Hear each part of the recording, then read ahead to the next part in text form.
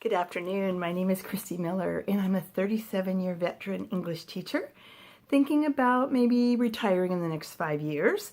So I thought instead of just closing up those file cabinets that I would make some videos to share some methods of teaching that I've learned that really work with kids. So today I'm going to make a short video. It's a 5-part video. The first part is day 1, and it's 5 days to writing a great paragraph. So day 1, this is the video on day 1. I would like to teach the students the difference between general and specific, because we need to know that when writing a paragraph. And so we have some fun. I tell them that I'm going to pretend that I am a dumb Martian, a really dumb Martian. And I've never ever seen a clock before, not a digital clock, but a regular clock. Never seen one before. And so they have to tell me how to draw it. And I'm going to draw it as they give me instructions on the whiteboard. So the first thing they always tell me is to, of course, draw a circle. So I draw a circle. An itty bitty little circle. And they go, no, it's got to be bigger than that. I go, well, how big? As big as this house? You know, as big as a car? How big do you want this circle to be? And they think and they think, and sometimes they give me diameter, and sometimes they'll give me a simile, like a dinner plate, something like that. So let's erase this and put the right size circle on.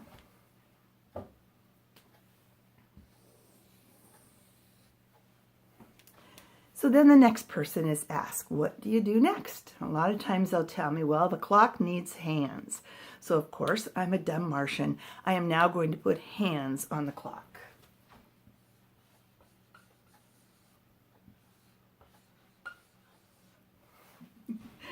And they go, no, not real hands. I said, well, that's what you told me to put hands on. And remember, I'm a dumb Martian, so let's get rid of the hands.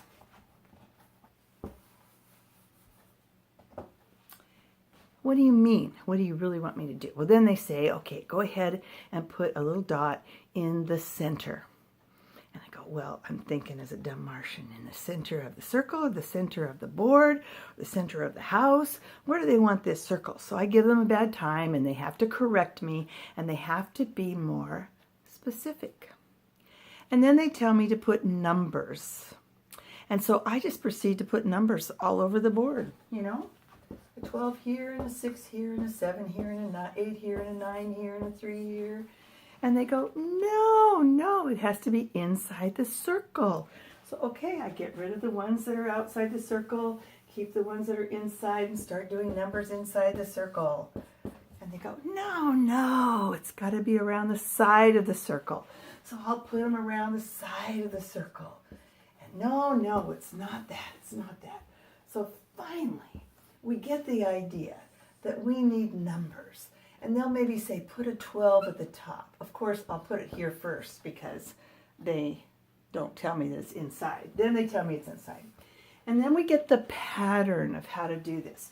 Maybe a 6, a 12, and a 9, and a 3. And then we get the numbers in between.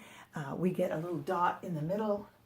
We get some lines that point to it, some arrows that point to the numbers.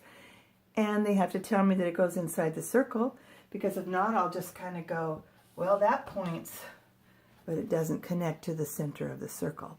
So the point is, in teaching your students the concept of general and specific, they need to learn how to communicate really specifically. I can remember trying to get my daughter to clean her room. And I would say, please go in and clean your room. And I would come in there, and the bed was unmade and clothes everywhere and the desk a mess. And she's quietly cleaning one little drawer that really doesn't count, but everything else is totally cluttered.